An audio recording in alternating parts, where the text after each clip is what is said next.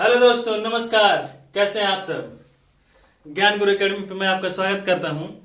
और आइए दोस्तों, अब हम लोग देखते हैं कक्षा 11 का जो बायोलॉजी थी, सेकेंड चैप्टर हमने खत्म कर दिया था। और आज हम लोग थर्ड चैप्टर पढ़ेंगे जो कि है आपका प्लांट किंगडम यानी वनस्पति जगत। बच्चों, अब तक हमने ये देखा था कि क्लासिफिकेशन में बहुत सारी चीजें देखी थी और आज हम पढ़ने वाले हैं एल्गी के बारे में, ठीक है। और इसके बाद पढ़ेंगे प्लांटी और एनिमेलिया। अब तक हमने क्या देखा था वो चीजें मैं थोड़ी सी आपको बता दूं। अब तक हमने देखा था विटेकर के अनुसार, R.H. विटेकर का क्लासिफिकेशन था जिसको 5 किंगडम क्लासिफिकेशन कहते हैं, ठीक है।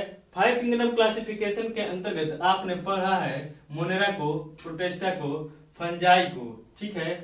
और आज हम लोग पढ़ने वाले हैं प्लांटी, ठीक है।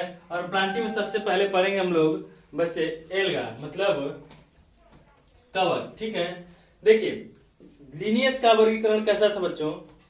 कृत्रिम था, मतलब ये आर्टिफिशियल टाइप का था, मतलब आर्टिफिशियल क्लासिफिकेशन था लिनियस का, ठीक है। और इसके बाद बहुत बार आपसे पूछा जाता है और आपकी किताब में भी दिया गया है कि नेचुरल सिस्टम ऑफ क्लासिफिकेशन, ठीक है, यानी प्राकृतिक वर्गीकरण पर आधारित वर्गीकरण किसने दिया था, जिसको हम लोग फिलहाल पढ़ते हैं, तो वो दिया था बेंथम और हुकर ने। किसने दिया था? बेंथम एंड हुकर ने दिया था, ठीक। जॉर्ज बेंथम एंड हुकर का जो वर्गीकरण था, क्लासिफिकेशन था, वो था नेचुरल सिस्टम ऑफ क्लासिफिकेशन। फिर इसके बाद आपकी किताब में कुछ पॉइंट दिए गए हैं एनसीईआरटी के पेज नंबर 29 पे, ठीक है। इंग्लिश वर्जन का जो पेज नंबर 29 है उस पर दिया गया है बच्चों। इसमें देखिए, एक होता है न्यूमेरिकल साइटोनॉमी, ठीक है, यानी कि संख्यात्मक वर्गीकरण, इसको बोलते हैं न्यूमेरिकल साइटोनॉमी, संख्यात्मक वर्गीकरण। पहली बात यह है कि इस वर्गीकरण के अंदर यह सभी अवलोकनों का गुण, यह सभी अवलोकनीय गुणों पर आधारित होता है और इसको कंप्यूटर की गणना द्वारा किया जा सकता है, ठीक है। इसीलिए इसको बोलते हैं न्यूमेरिकल साइटोनॉमी, ठीक। दूसरा पॉइंट है कोशिका वर्गीकरण, यानी इसको बोलते हैं साइटोनॉमी, ठीक है। साइटोनॉमी क्लासिफिकेशन बोलते हैं। देखिए, यह जो क्लासिफिकेशन होता है बच्चों, यह क्रोमोसोम की संख्या पर आधारित होता है। किस पर आधारित होता है? क्रोमोसोम की संख्या पर, उनकी रचना पर, व्यवहार का अध्ययन किया जाता है, ठीक है। उसको हम लोग बोलते हैं कोशिका वर्गीकरण। क्या बोलते हैं बच्चों? कोशिका वर्गीकरण बोलते हैं, यानी कि साइटोटैक्सोनॉमी बोलते हैं, ठीक है। फिर इसके बाद जो पॉइंट आता है, ये आता है आपका कीमोटैक्सोनॉमी। कौन सा आएगा? कीमोटैक्सोनॉमी, यानी कि रासायनिक वर्गीकरण, इसको बोलते हैं बच्चों कीमोटैक्सोनॉमी। इसमें क्या होता है? इसमें कोशिकाओं के रासायनिक संगठनों का अध्ययन किया जाता है, ठीक। मतलब कीमोटैक्सोनॉमी के अंदर कोशिका में जितने भी रासायनिक पदार्थ उपलब्ध होते हैं या मौजूद होते हैं, उनका वर्गीकरण किया जाता है और इसी आधार पर इसको बोला जाता है बच्चों कि ये कीमोटैक्सोनॉमी है, यानी कि रासायनिक वर्गीकरण है। तो मुझे लगता है कि आप ये जो इंपॉर्टेंट पॉइंट है इसको समझ गए होंगे। एक बार फिर से मैं दोहरा देता हूँ कि अब तक जो हम लोग पढ़ते हैं या पढ़ते आते हैं, वो जो 5 किंगडम क्लासिफिकेशन है वो R.H. विटेकर ने दिया था और इन्होंने 5 ग्रुप बताए थे, मोनेरा, प्रोटेस्टा, फंजाई, एनिमेलिया और प्लांटी। इसके बाद लिनियस का वर्गीकरण था, वो किस प्रकार का था, ये बहुत पूछा जाता है। ये था आपका आर्टिफिशियल टाइप का, यानी कि कृत्रिम प्रकार का। बेंथम हुकर का जो वर्गीकरण था वो था प्राकृतिक, यानी कि नेचुरल प्रकार का। और संख्यात्मक, कोशिका और रासायनिक संगठन, ये तीनों आपकी किताब में हैं और मैंने आपको बता दिया है कि इसको बोलते हैं न्यूमेरिकल साइटोनॉमी। यह सभी अवलोकनीय गुणों पर आधारित होता है। दूसरा होता है बच्चों कोशिका वर्गीकरण, यह क्रोमोसोम की संख्या, रचना, व्यवहार का इसमें अध्ययन किया जाता है, यानी कि वर्गीकरण किया जाता है। फिर होता है रासायनिक, यानी कि कीमोटैक्सोनॉमी। कीमोटैक्सोनॉमी में बच्चों आप लोग क्या करते हैं कि कोशिका में उपस्थित सभी रासायनिक गुणों का अध्ययन करते हैं। आइए अब हम लोग देखते हैं, आइए बच्चों देखते हैं हम लोग नेक्स्ट टॉपिक जो हम लोगों का है शैवाल, यानी हम इसको इंग्लिश में बोलते हैं बच्चों एल्गी, ठीक है। आपके लेवल पे एल्गी का जब वर्गीकरण किया जाएगा तो 3 टाइप की एल्गी है। पहली एल्गी जो है वो है ग्रीन एल्गा, फिर इसके बाद है ब्राउन एल्गा, फिर हम लोग पढ़ेंगे रेड एल्गा। लेकिन उनका वर्गीकरण करने से पहले हम लोग पढ़ लेते हैं बच्चों थोड़ा सा सामान्य लक्षण क्या होते हैं। तो आइए हम लोग देखते हैं शैवाल के सामान्य लक्षण। ठीक है, ये आपके लिए बहुत ही जरूरी बात है कि आप इनके सामान्य लक्षणों को जानते रहिए। तो पहला पॉइंट हमारा ये कह रहा है कि शैवाल जो होते हैं क्लोरोफिल युक्त। शैवाल कैसे होंगे बच्चों? क्लोरोफिल से परिपूर्ण होंगे, यानी उनमें क्लोरोफिल पाया जाएगा।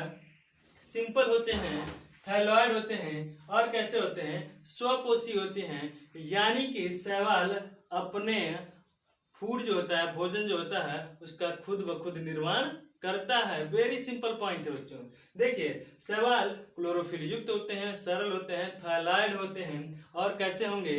स्वपोषी होते हैं। ठीक है, आप अपना नोट्स तैयार करने के लिए बच्चों ये सारी चीजें नोटबुक पर लिखते चलेंगे कि एग्जाम के पॉइंट ऑफ व्यू से आपको कहीं से नोट्स बनाने की जरूरत न पड़े, आप हमारे चैनल से अपना नोट्स तैयार करते चलिएगा।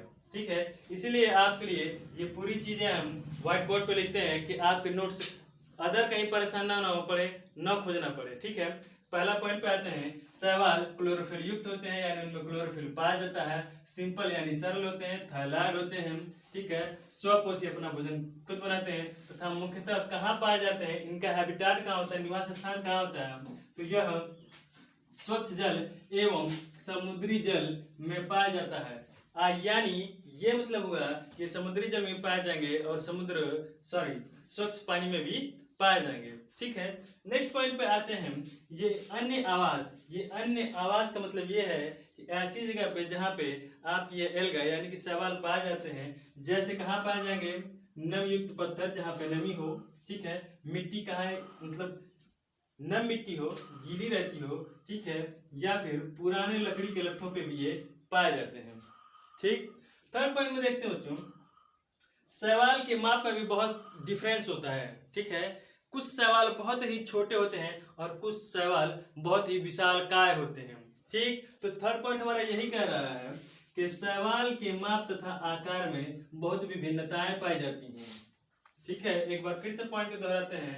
शैवाल के माप तथा आकार में बहुत विभिन्नताएं पाई जाती है, यानी कहने का मतलब यह है कि कुछ शैवाल बहुत ही छोटी होती हैं और कुछ शैवाल बहुत ही विशालकाय यानी कि बहुत ही बड़ी होती हैं। नेक्स्ट पॉइंट पे चलते हैं, देखते हैं कुछ शैवाल कॉलोनियों में होते हैं, यानी कि कुछ शैवाल ऐसे होते हैं जो समूहों में पाए जाते हैं। ठीक है, कॉलोनी का मतलब यही है, आपने देखा होगा कोई कॉलोनी है तो किसी कॉलोनी में क्या होता है कि वहां पे ह्यूमन ही है तो बहुत सारे कॉलोनी में रहते हैं। उसी तरह से ये पाया जाता है कि शैवाल कॉलोनियों में होते हैं। और कौन से शैवाल कॉलोनी में पाए जाते हैं बच्चों? तो ये आपके लिए बहुत ही इंपॉर्टेंट है कि जो वॉलवॉक्स होते हैं वो कॉलोनियल स्टेज में पाए जाते हैं, यानी कि कॉलोनी बना के वो लोग रहते हैं, यानी समूह में पाए जाते हैं। ये कोई पॉइंट आपको क्लियर हो गया होगा। ठीक है, फिर आइए देखते हैं एवं कुछ तंतुमय यानी कुछ शैवाल ऐसे होते हैं जिनमें ब्रांचेज निकली होती हैं। ठीक है, उस प्रकार के पाए जाते हैं। तो तंतुमय कौन कौन से पाए जाते हैं, इसका एग्जाम्पल आपसे पूछा जाता है। तो पहला और इस एग्जाम्पल जो है, आपका उदाहरण जो है वो होता है बच्चों यूरोथ्रिक्स, और दूसरा जो होता है स्पाइरोगारा का प्रयोग स्पेस ट्रेवलर करते हैं, यानी कि अंतरिक्ष यात्री इसका भोजन के रूप में प्रयोग भी करते हैं। ये आपके एनसीईआरटी के पॉइंट है बच्चों, ये आपको आगे देखने को भी मिलेगा। आइए देखते हैं इसके आगे। कुछ शैवाल विशालकाय होते हैं, मैंने अभी आपसे बात की थी कि बहुत सारे शैवाल छोटे छोटे पाए जाते हैं और बहुत सारे शैवाल विशालकाय होते हैं। तो जो विशालकाय होता है, ठीक है, कुछ शैवाल विशालकाय होते हैं, जैसे केल्प। ठीक है, जो केल्प हमारा एल्गी है वो बहुत ही विशालकाय होता है। ठीक है, छठवां पॉइंट पे ये चलते हैं जनन की बात। ठीक, तो शैवाल है, शैवाल में जनन कैसा होता है? कायिक भी होगा, अलैंगिक होगा, और लैंगिक प्रकार का भी जनन पाया जाता है। ठीक है, आइए नेक्स्ट पॉइंट पे देखते हैं इसका जनन। आइए बच्चे हम लोग देखते हैं शैवाल में जनन, और जनन में कुछ महत्वपूर्ण बातें हैं। जैसे मैंने अभी आपको पीछे बताया था कि इनमें जनन होता है कायिक प्रकार का, ठीक है, और लैंगिक प्रकार का और लैंगिक प्रकार का। ठीक, कितने प्रकार के जनन पाए जाते हैं एल्गा में? तो ये पाए जाते हैं बच्चों 3 प्रकार के, कायिक जनन, अलैंगिक जनन और लैंगिक जनन। ठीक है, जो कायिक जनन है, ठीक, कायिक जनन की जो विधि मुख्यतः पाई जाती है एल्गा में, वह होती है विखंडन विधि। कौन सी विधि बच्चों? ये विधि होती है आपकी विखंडन विधि। और विखंडन विधि में क्या होता है कि प्लांट से या एल्गा के जितने भी पार्ट टूटते हैं, ठीक है, और टूटने के बाद एक नए एल्गा का निर्माण करते हैं, यानी कि प्रत्येक खंड से थैलस बनता है। प्रत्येक खंड से क्या बनेगा? थैलस बनता है, और ये थैलस फिर से ग्रो करके पूरे एल्गे का निर्माण करता है। सेकेंड पॉइंट है बच्चों एसेक्सुअल रिप्रोडक्शन, यानी कि अलैंगिक जनन। अलैंगिक जनन में क्या होता है कि बीजाणुओं द्वारा होता है। ये किसके द्वारा होगा? स्पोर्स के द्वारा होगा, ठीक है। स्पोर यानी बीजाणुओं द्वारा होता है, और सामान्यतः बीजाणु से जू स्पोर बनते हैं। क्या बनेंगे? स्पोर्स बेटा जू स्पोर बनेंगे, और बीजाणुओं द्वारा होता है, और सामान्यतः क्या होता है कि बीजाणु से जू स्पोर बनते हैं। थर्ड जो होता है सेक्सुअल रिप्रोडक्शन, ठीक है। सेक्सुअल रिप्रोडक्शन की बात की जाए तो यह नर युग्मक और मादा युग्मक के संलयन से होता है। जैसा कि आप लोगों को पहले से ही पता है कि सेक्सुअल रिप्रोडक्शन में मेल गैमीट और फीमेल गैमीट के फ्यूजन से ही क्या होता है कि फर्टिलाइजेशन होता है, और वह पूरी प्रक्रिया आपकी सेक्सुअल रिप्रोडक्शन यानी कि लैंगिक जनन कहलाती है। तो इस बात को फिर से देखते हैं कि नर युग्मक और मादा युग्मक के संलयन से होता है। दूसरी बात ये बात करें कि आपकी किताब में दिया है कि समयुग्मकी और विषमयुग्मकी। तो बच्चों समझिए, समयुग्मकी हम किसको कहते हैं? यानी कि इसको हम बोलते हैं आइसोगैमस, ठीक है। और आइसोगैमस यानी कि समयुग्मकी का मतलब ये हो जाता है कि युग्मक जो भी होंगे वो समान आकार के और समान माप के यदि होते हैं तो वो हमारे कहलाते हैं समयुग्मकी, यानी कि आइसोगैमस टाइप का, ठीक है। यानी कि स्पोर के जो आकार हैं, ठीक है, स्पोर के जो आकार है उनकी जो माप है वो एक प्रकार की दिखती हो, एक समान हो, तो वो हमारे कहलाते हैं आइसोगैमस यानी कि समयुग्मकी। और इसका एग्जाम्पल बच्चों आपसे पूछा जाता है जो होता है स्पाइरोगायरा। स्पाइरोगायरा समयुग्मकी का एग्जाम्पल होता है, यानी कि इसमें जो मेल गैमेटोफाइट है, सॉरी जो मेल और यानी नर युग्मक और मादा युग्मक जो हैं वो कैसे दिखेंगे? एक समान दिखते हैं। और विषम युग्मकी में नर युग्मक और मादा युग्मक का जो आकार और माप होता है उनमें विभिन्नता पाई जाती है। ये होते हैं विषम युग्मकी। इस बात को आप लिख लीजिए कि विभिन्नता माप वाले या विभिन्न माप वाले युग्मक, ठीक है, क्या कहलाते हैं? विषम युग्मकी कहलाते हैं। और उदाहरण होता है वालबाक्स और फ्यूकस, ठीक है। दूसरा होता है एक ऊगैमस टाइप का।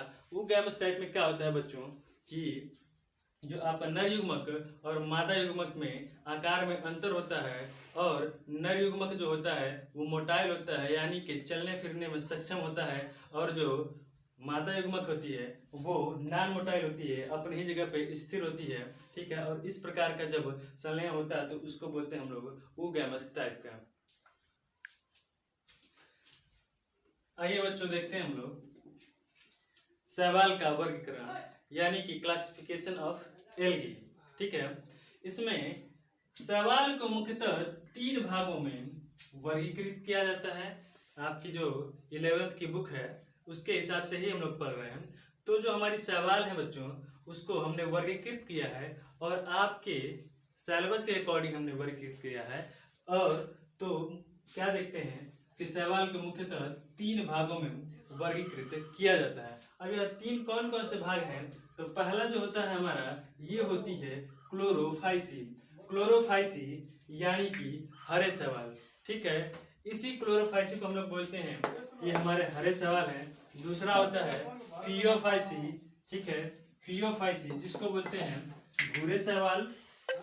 फियोफाइसी को हम लोग बोलते हैं भूरे शैवाल।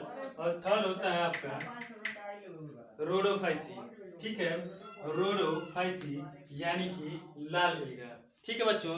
तो आज की क्लास में आपने देखा कि शैवाल मतलब शैवाल के सामान्य लक्षण, लैंगिक जनन, सॉरी जनन में कायिक जनन, अलैंगिक जनन और लैंगिक जनन, ठीक है। इसके बाद आपने ये देखा कि शैवाल का वर्गीकरण, तो शैवाल को मुख्यतः 3 भागों में बांट दिया गया।